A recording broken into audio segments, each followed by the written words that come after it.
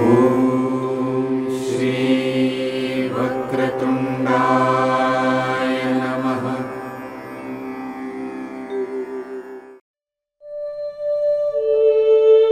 Jambudvipa, Bharat, Hindustan, India, अनेक नामों वाला हमारा यह देश अतुल्य भारत, इनक्रेडिबल इंडिया। आकाश की ऊंचाइयों को छूता हमारा तिरंगा आज संपूर्ण विश्व में पर्याय बन चुका है हमारे कल्चर की विविधता में एकता, यूनिटी इन डाइवर्सिटी का। कालचक्र को यदि पीछे की ओर घुमाएं तो हजारों शताब्दियों से भी प्राचीन है हमारा इतिहास। युगों युगों से अनेक सभ्यताओं, धर्मों, आस्थाओं एवं संस्कृतियों को अपने में आत्मसात कर अतिथि ही देवो भवः, इस महापरंपरा की जन्मभूमि हमारे भारत ने सभी का खुले हृदय से अभिवादन किया। सुदूर उत्तर में प्रहरी बन खड़े हिमालय से मध्य भारत के विंध्याचल, कच्छ का रण, मरुभूमि, अरावली की प्राचीन पर्वत श्रृंखला एवं दक्षिणी छोर के समुद्र, इतने विराट विस्तार वाले हमारे भारत में एक नहीं ऐसे अनेक स्थान आज भी हैं जो अनएक्सप्लोर्ड हैं, जिन्हें अक्सर सैलानी अनदेखा कर देते हैं। यह यात्रा है जम्बूद्वीप महाद्वीप की। जम्बूद्वीप अर्थात जामुन के वृक्षों से आच्छादित एक ऐसा द्वीप जिसकी गांधार, सिंधु घाटी, बांग्लादेश तक फैली विराट जड़ें भले ही आज कुछ सिमट गई हैं, किंतु आज भी अपने मूल संस्कृत अर्थानुसार जम्बूद्वीप एक ग्लोबल प्लैनेट का द्योतक है। मैं हूं आपका होस्ट ऋतुराज देवांग, प्रोफेशनली एक इलेक्ट्रॉनिक्स इंजीनियर, किंतु जम्बूद्वीप की तिलिस्मी सुंदरता से मेस्मराइज्ड मैं निकल पड़ा हूं इसके अनएक्सप्लोर्ड पहलुओं को एक्सप्लोर करने। इस सफर में दर्शकों आप होंगे मेरे हमसफर, and together we shall explore Jambudvipa in this journey through incredible India.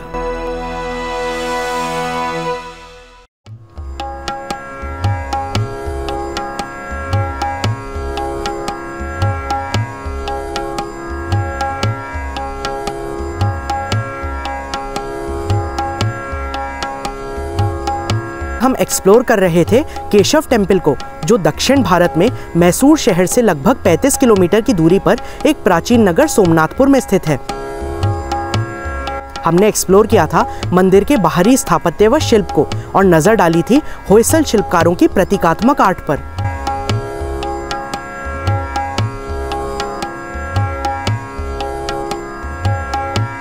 तो आज हम प्रवेश करेंगे मंदिर के गर्भगृह में।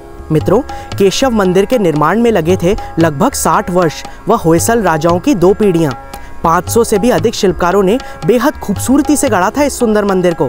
कुछ प्रमुख शिल्पकारों के हस्ताक्षरों से हम पिछली कड़ी में रूबरू भी हो चुके हैं। मित्रों, एक्चुअली होयसला थर्ड नरसिम्हा बनाया सोमनाथ दंडनायक Somnath under the king third Narasimha, tax collector. He collected danda and tax and donation. He built this temple.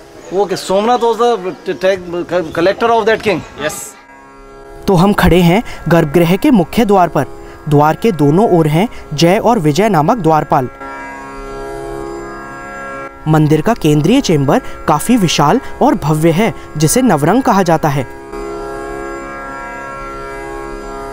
दोस्तों, अंदर प्रकाश कम होने के कारण हम मंदिर को रिकॉर्ड करेंगे अपने कैमरे को नाइट विजन में टर्न करके। नवरंग हॉल में चारों तरफ हम देखते हैं बेहद विशाल पिलर्स को, जिन्होंने उठा रखा है मंदिर का भार। लेथ मशीन पर गढ़े गए इन पिलर्स पर बेहद सूक्ष्म व बारीक कारीगरी की गई है। इन पिलर्स को इस तरह कार्व किया जाता था कि ये प्रकाश को ज्यादा से ज्यादा रिफ्लेक्ट करें, क्योंकि उस समय बिजली का आविष्कार नहीं हुआ था। मित्रों, देखिए पिलर्स के अलग अलग हिस्सों को कैसे खांचे बनाकर आपस में मजबूती से इंटरलॉक किया गया है। होयसल इंजीनियरिंग की चरम पराकाष्ठा हैं ये पिलर्स। देखिए, इन पिलर्स में छिद्र बनाए गए थे तेल के दीपकों को जलाने के लिए। साथ ही वेंटिलेशन के लिए ये सुंदर जालियां भी हैं, जो अंदर से स्क्वायर शेप्ड हैं, मगर बाहर से हमें स्टार शेप्ड दिखाई दे रही थी।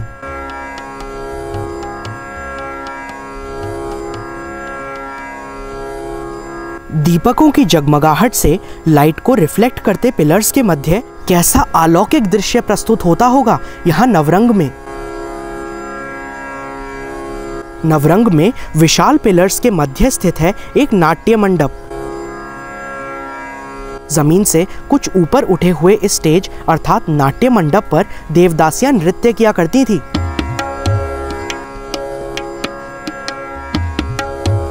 उनका यह नृत्य समर्पित होता था अपने आराध्य को। जगमग जलते दीपों की रोशनी में नृत्य करती हुई नृत्यांगनाएं, कैसा भक्तिमय वातावरण रहा करता होगा। मंदिर के नवरंग की छत पर पिलर्स के मध्य खाली जगह में डोम्स अर्थात गुंबज बने हुए हैं। ये इंट्रिकेटली कार्व्ड गुंबज होयसल आर्ट के हॉलमार्क हैं, जिनमें बेहद जटिल कारीगरी की गई है। छत पर बनाए हुए पैटर्न्स का निरीक्षण अगर हम ध्यान से करें तो देखेंगे कि ये डिजाइन्स गाय के खुरों को रिजेंबल करते हैं। डोम को अलग अलग हिस्सों में कार्व करके फिर एक साथ असेंबल किया गया है। यहाँ हम उन पत्थरों के जॉइंट्स को भी साफ देख सकते हैं। केशव मंदिर की एक विशेषता यह है कि यहाँ नवरंग की छत पर डोम्स में किए गए कार्य में केले के बड्स के विकसित होने के अलग अलग चरणों को बेहद बारीकी व खूबसूरती से दर्शाया गया है। पहले गुंबज में बनाना बड को प्रथम चरण में पूर्णतः अविकसित दर्शाया गया है। चलिए चलते हैं दूसरे गुंबज को देखने। यहाँ केले की कली कुछ खुली अवस्था में है। यह है केले का फूल। अब देखिए तीसरे गुंबज में कली और अधिक विकसित हो गई है। देखते हैं चौथे डोम को। इसमें हम छोटे छोटे अविकसित केलों को देख रहे हैं, वह फूल खुलने लगे हैं।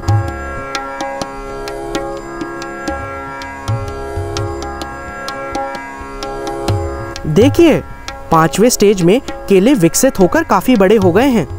अब देखते हैं छठे डोम को। इस अंतिम डोम में केले की चरखी को पूर्ण विकसित अवस्था में दिखाया गया है। मित्रों, आप सोच रहे होंगे कि केले को इस प्रकार अलग अलग अवस्थाओं में छत पर क्यों चित्रित किया गया है। इसका कारण यह है कि केले को सर्वश्रेष्ठ पूजा फल होने का गौरव प्राप्त है, जिसके कारण होयसल मंदिरों में इसे एक सजावटी अलंकरण अर्थात मोटिफ की तरह प्रयोग में लाया जाता है। छत पर किया गया कार्विंग का कार्य बेमिसाल है, वह कारीगरी का बेजोड़ नमूना है। होयसल काल का यह अलौकिक शिल्प वक्त के घूमते चक्र की धुरी पर आज भी वैभव से परिपूर्ण अपनी संपन्न विरासत का एक नायाब सर्वोत्कृष्ट नमूना है।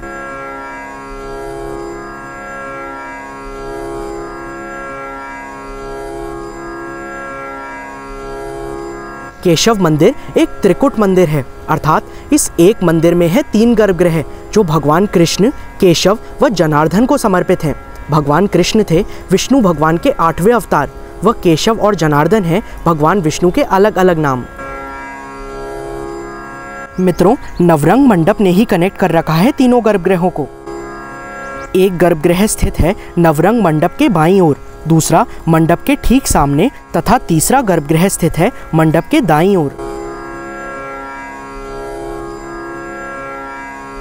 चलिए एक्सप्लोर करते हैं बाईं ओर स्थित प्रथम गर्भगृह को।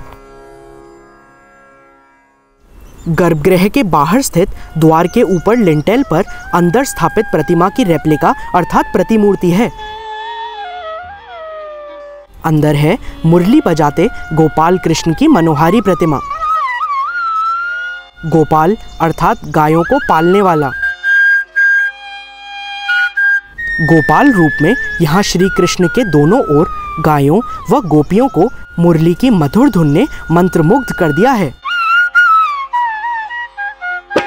भगवान कृष्ण की मुखाकृति अलौकिक है। मुख पर भाव भंगिमाओं को शिल्पकार ने मानो सजीव ही कर दिया है।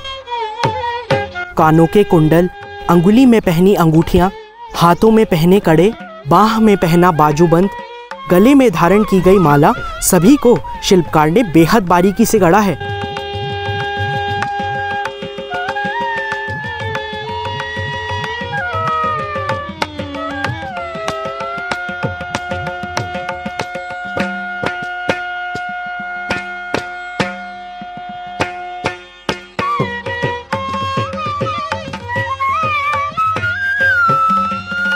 प्रतिमा के आधार भाग पर विष्णु के वाहन गरुड़ देव को चित्रित किया गया है, जिनके पंख भी देखे जा सकते हैं।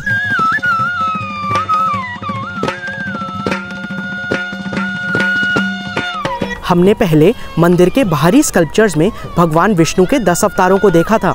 यहाँ भी श्री कृष्ण की प्रतिमा के चारों ओर विष्णु दशावतारों का चित्रण है, जैसे प्रथम मत्स्य अवतार, द्वितीय कूर्म अवतार, तृतीय वराह अवतार, चतुर्थ नरसिंह तथा 5वें वामन अवतार आदि। यहाँ हम प्रतिमा के बॉर्डर पर सभी अवतारों को एक साथ देख सकते हैं।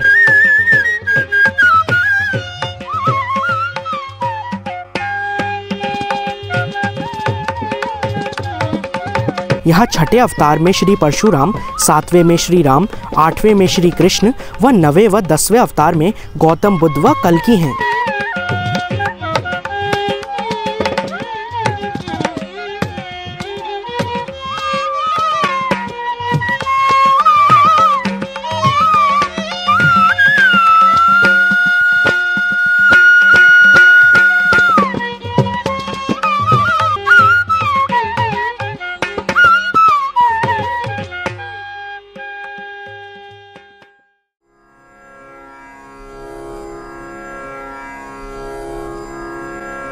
हमने मंदिर में अंदर देखा था उसके खूबसूरत पिलर से सुसज्जित नवरंग हॉल को, वहां के एक गर्भगृह को तथा अंदर नवरंग हॉल में स्थित नाट्य मंडप को।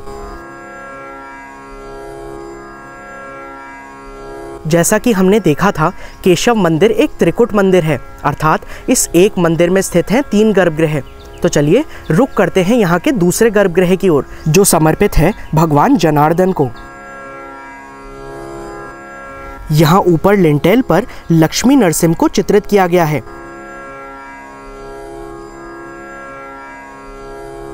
नीचे है प्रभु जनार्दन की प्रतिमा, जो अंदर स्थित प्रतिमा की रेप्लिका है। यहाँ विष्णु रूपी जनार्दन को शंख चक्र गदा पद्म धारण किए दर्शाया गया है। आइए अंदर प्रवेश करते हैं। यहाँ अंदर बहुत ही अंधेरा है।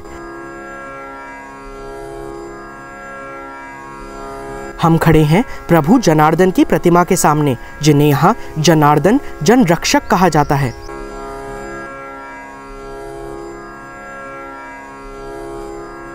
ऊपर से नीचे तक देखें तो विष्णु प्रतिमा में अत्यंत बारीक कारीगरी की गई है।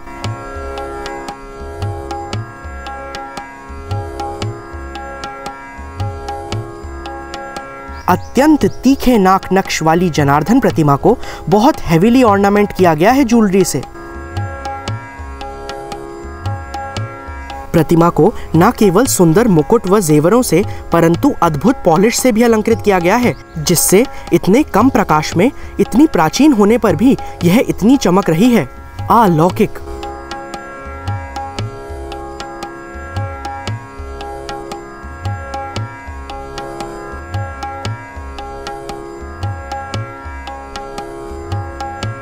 दोस्तों, क्या आप प्रतिमा में छुपा पैटर्न देख सकते हैं? प्रभु का सीना गाय की आंखें व उदर गाय के मुख की आकृति को छिपाए हुए हैं। यह भी होयसल शिल्पकला में सिंबॉलिक यानी प्रतीकात्मक शिल्प का एक अनूठा उदाहरण है, जिसमें शिल्प के खूबसूरत बाहरी आवरण के भीतर होता है एक अनदेखा रहस्यमयी संसार।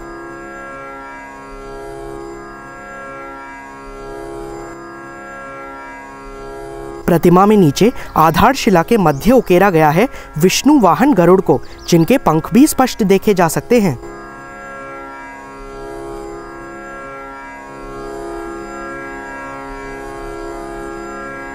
यह जनार्दन के विष्णु स्वरूप होने का ही तो प्रबल प्रमाण है। तो हम खड़े हैं केशव मंदिर के मुख्य गर्भगृह के बाहर, जो कि नवरंग हॉल में ठीक सामने मध्य में स्थित है।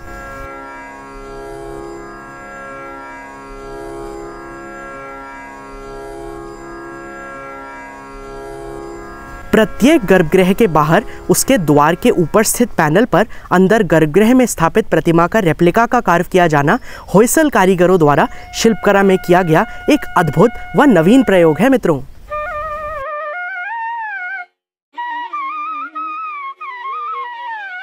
हम देख रहे हैं भगवान केशव की प्रतिमा।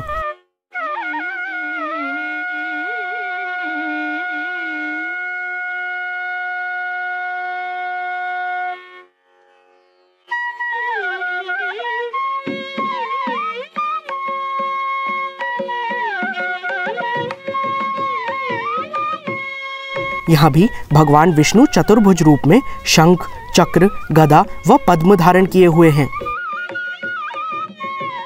कारीगरी नायाब है।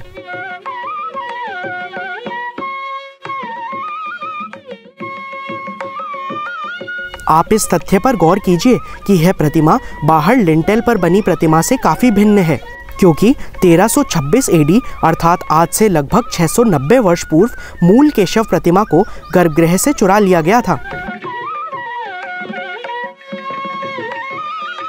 आर्कियोलॉजिकल सर्वे ऑफ इंडिया ने उस प्रतिमा के स्थान पर यह दूसरी प्रतिमा स्थापित कराई। इसी कारण प्रतिमा के नीचे की आधारशिला में कई गैप्स रह गए हैं, क्योंकि दूसरी प्रतिमा उस स्थान पर पूरी तरह से फिट नहीं हो पाई।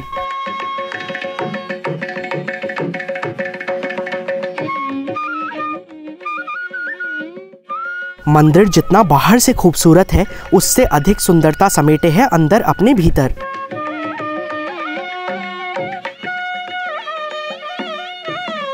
मित्रों, भारत के सबसे सुंदर मंदिरों में स्थान पाने वाला यह केशव मंदिर आज मात्र एक संग्रहालय बनकर रह गया है।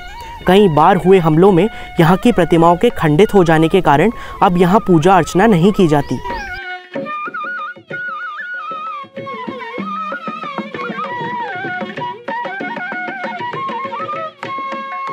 सोचता हूँ सभी धर्मों में तो हर धर्म का परस्पर आदर करने की ही शिक्षा दी जाती है, फिर क्यों मनुष्य कट्टरता व अंधभक्ति से वशीभूत हो अन्य समुदायों की विरासत को हानि पहुंचा बैठता है। कारण चाहे जो भी हो, क्षति तो हमारी अपनी ही गौरवशाली विरासत को पहुंचती है, छवि तो हमारी ही संस्कृति की धूमिल होती है।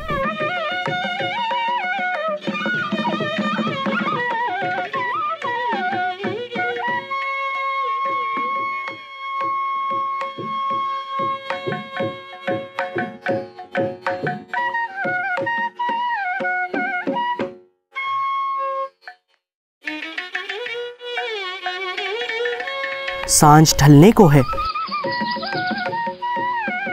नक्षत्राकार यह केशव मंदिर भी शीघ्र ही दूर अंतरिक्ष में स्थित नक्षत्रों की टिमटिमाती रोशनी के बीच अनूठे होयसल शिल्प का एक संग्रहालय मात्र बनकर रह जाएगा,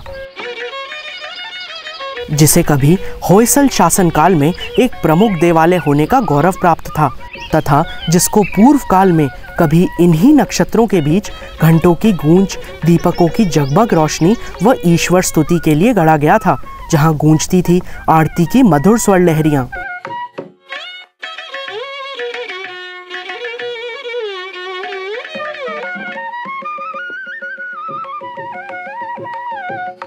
अपनी ही पहचान को तलाशता सोमनाथपुर का यह केशव मंदिर मानो आज हमें यही संदेश देता है कि कला हर धर्म से परे है, वह स्तुति ही तो है ईश्वर की।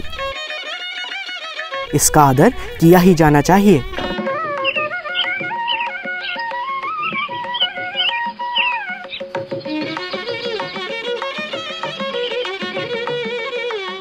वक्त हो चला है सोमनाथपुर से अब विदा लेने का। अगली कड़ी में हम आरंभ करेंगे एक नई यात्रा का और चलेंगे एक नए सफ़र पर, मगर अगले सप्ताह दोबारा मिलने के लिए अभी तो विदा लेनी ही होगी।